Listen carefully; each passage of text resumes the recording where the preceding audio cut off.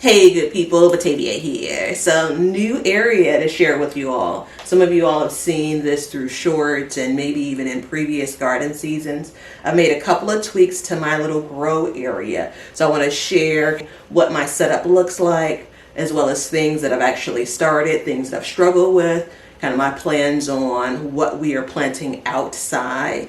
Today is April the 1st, so probably most important, in addition to growing in Chicago, Illinois, my garden zone is 6, but really important for this time of year is my average last frost date. So it's April the 17th, so it's quickly approaching, and I have not planted or sowed anything outside. So the calendar is ticking away, but I do have plans to get outside this week to get some things in the ground. So I want to go ahead and dig in. I'm going to turn these lights off just to kind of help with the glare as we take a look at some of the things that I have on our shelves here. All right, so I have 2 shelves set up. These are 72-inch tall shelves. They go across 48 inches and they come out 18 inches. So if you're thinking about getting a setup similar to this, my best recommendation is check the pricing of the 18-inch for the depth shelving units compared to the 24-inch. So if I had to do it over again and the pricing wasn't kind of astronomically different, I would go with a 24-inch across shelving unit, because what that does is that allows me to put 2 of these 10 by 20 inch trays, one in front of the other. So what I end up doing is things like this instead. So I slide one of the kind of full trays back, and then I'll put one of these basically half trays in front of it. So to maximize my space, it'd be great if I could actually fit 2 of these basically side by side. But I looked when I was actually in the shelving market, I looked and the pricing just for these shelves compared to the 24-inch, it was just too big of a price jump for me. So I've continually gone with these as far as the dimensions. I run my lights from 6 a.m. to 10 p.m. They're on a timer, so everything pops on and pops off. I right now have heat mats at the very bottom because it's just easy for me to roll my little chair over and check on the things that I have as far as that I'm sitting on the heat mats and to the point where they germinate. I'll come back around to what happened with that and how I started the season versus where I'm at now. I actually have a couple of fans that are still in boxes, but fans I believe are important to your setup. You don't have to start off with them, but they're important because it gets you one step closer to when you're transitioning things outside and you want to try to kind of get your plants acclimated for like the real world conditions. Right now these are kind of still air, and once we get outside it's going to be windy, and so to get ahead of that you'll have a lot of growers that run fans. Now I don't have all of the fans set up because one of the things I'm faced with a challenge every single year is actually aphids indoors. Such a pain. And the only thing that I do with them is I literally rinse off the plants. They're most prominent on my pepper plants. Some of them are on my parsley this year. These are shop lights, regular shop lights, so they're not grow lights. So the light itself I got from your average home improvement store. For me it was Menards. And then I bought the LED bulbs.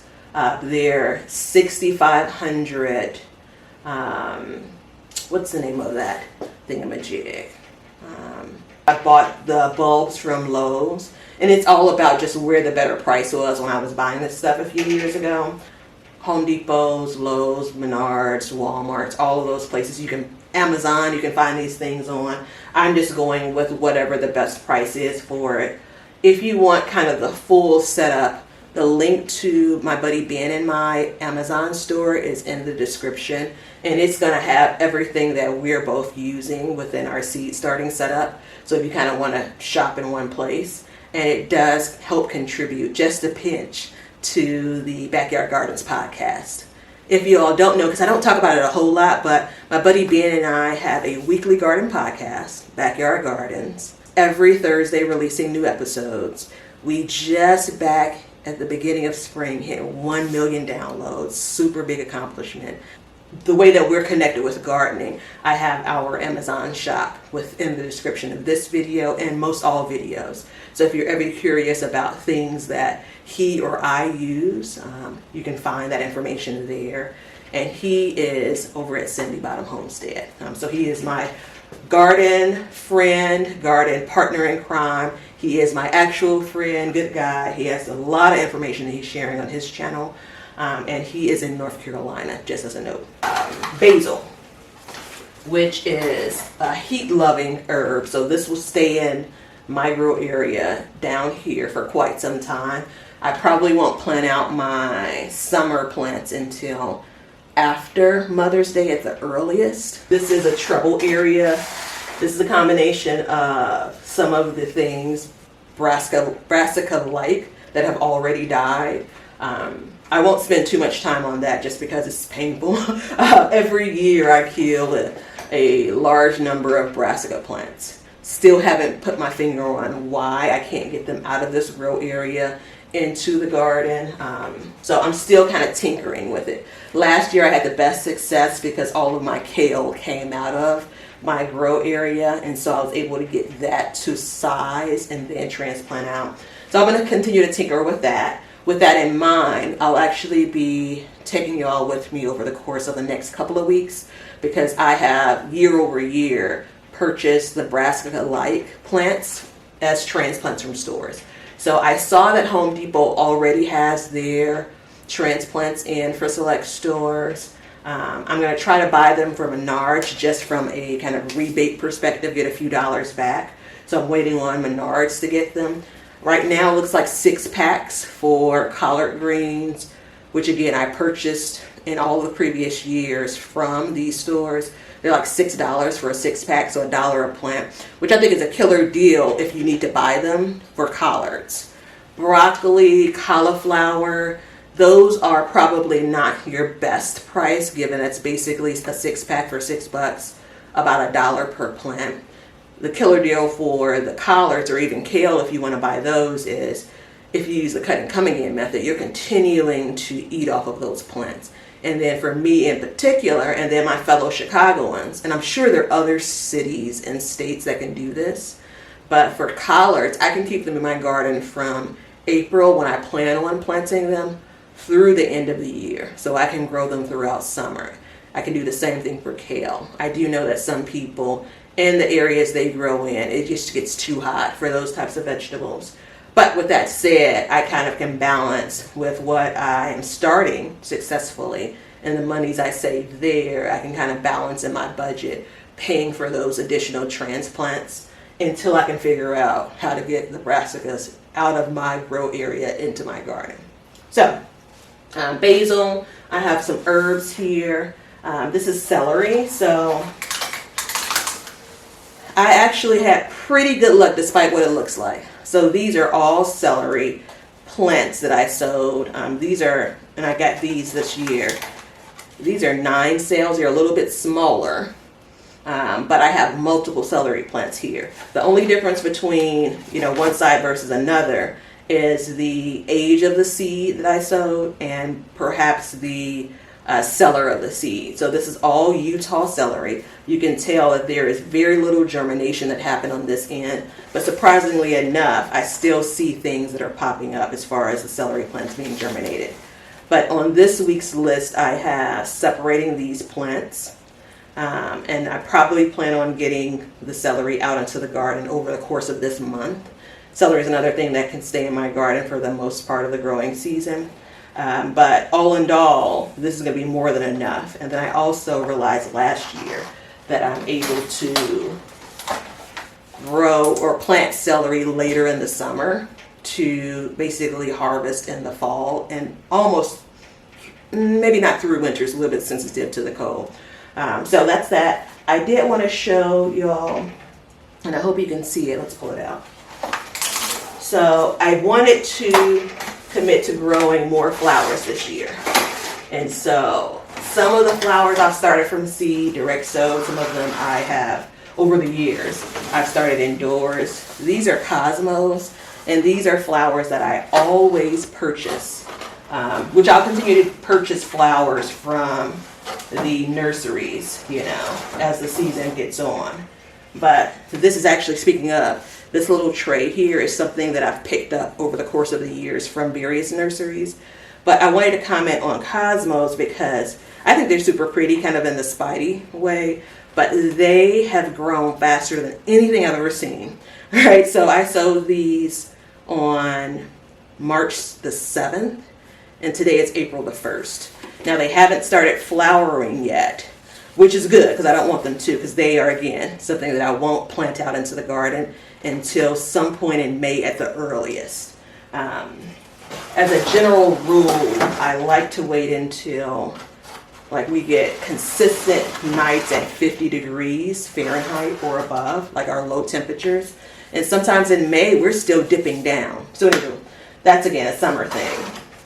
Over here, I have my tomatoes. And so they look like tomatoes look, right? But for varieties, let's see if I can switch over here. We are doing, gotta see if I remember it. Bonnie Best, that's a new tomato to me, like a red slicer. We're doing my favorite pineapple, which is a red and yellowish tomato. A slicer, I love to use it for salsa. Also doing two paste type tomatoes, Romas and San Marzano. And then I have two cherry type tomatoes. Oh, I have one more slicer. I always forget the name of it. Cherokee purple. So that kind of, I want to describe it as a smoky flavor, but I feel like that's something that I've like heard on the internet, and that's probably not really true. But it definitely does have a deeper taste than your regular red kind of tomato. It's not necessarily sweet like you can actually pull from some of your red tomatoes. So my cherry-like tomatoes, I'm doing a sweet 100, and then I'm doing a new black strawberry, new to me. So that's what I have here. And then, let's see, my herbs. So I mentioned that I started my celery on February the 4th.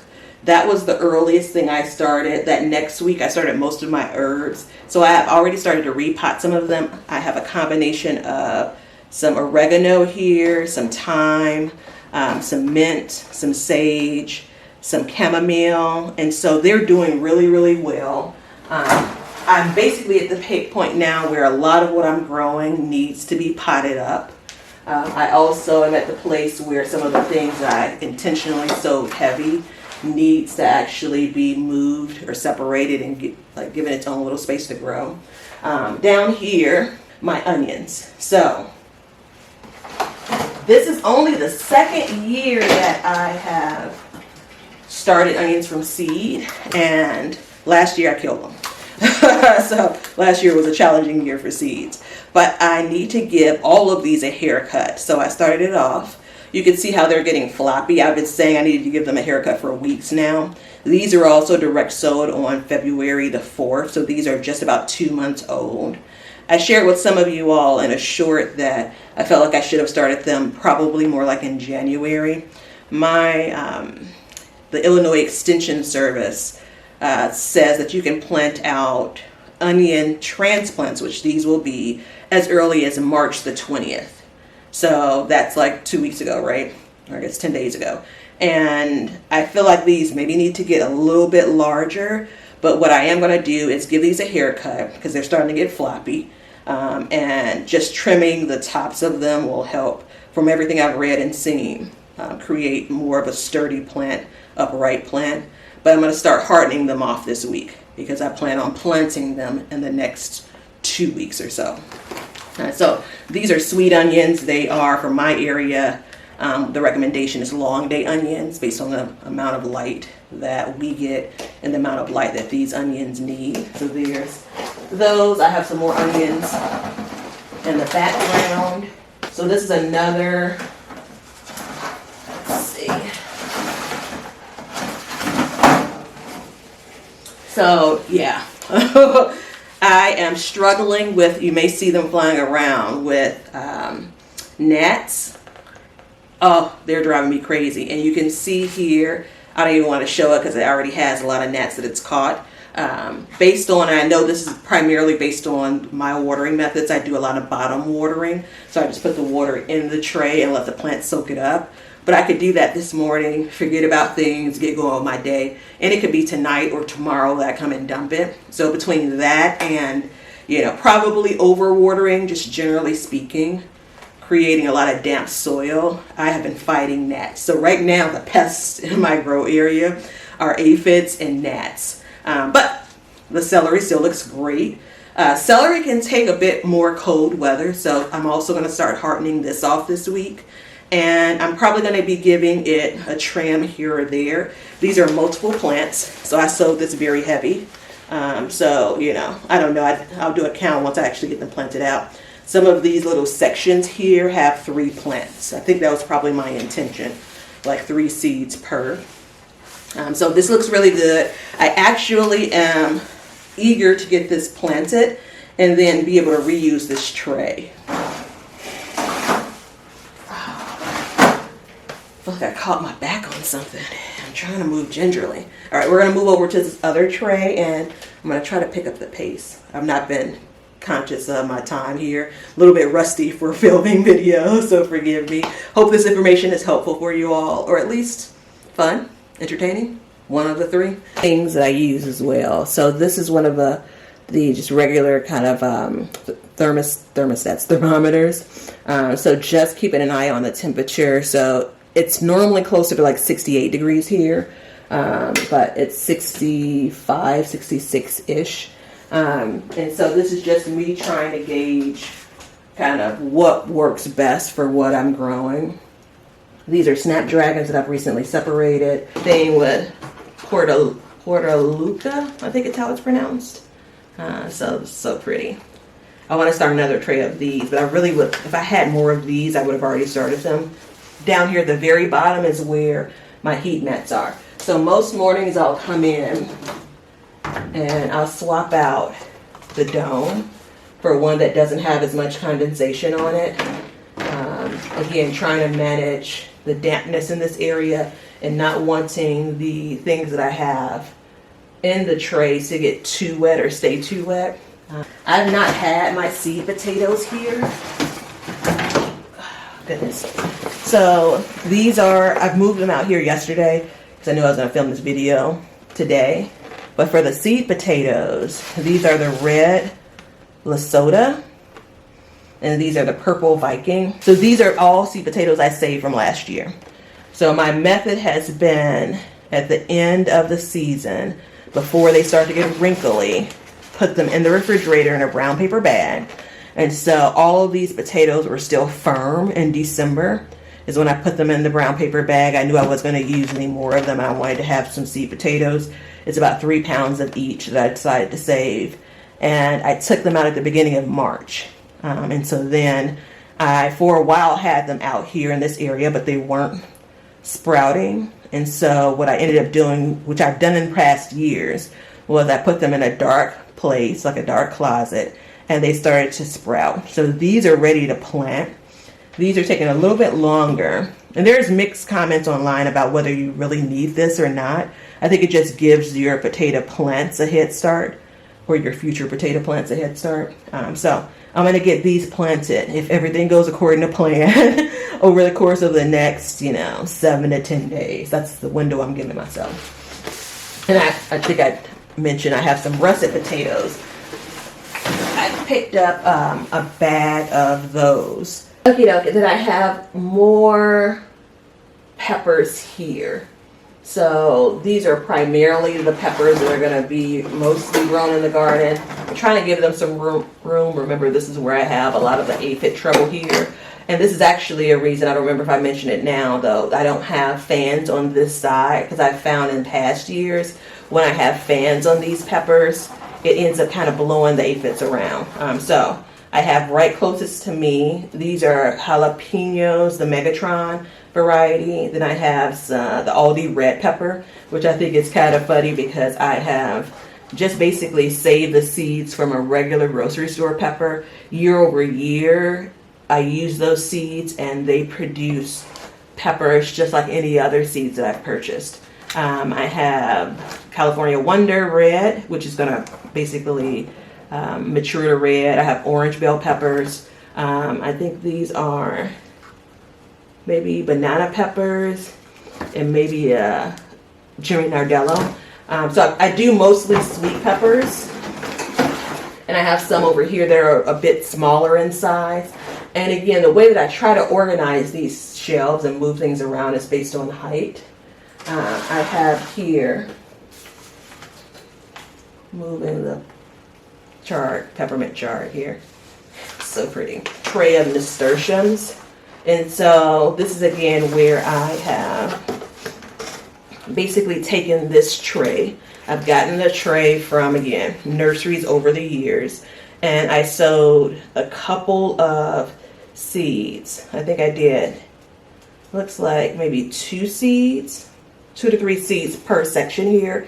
And I really, again, like this for plants that you feel like are going to grow just fine, things that can be planted in clumps. It works really well. Thanks so much for spending some time with me. Super excited about this year's growing season. If you have any questions or comments about something you saw or didn't see, feel free to drop them below, and I'll see you all in the next one.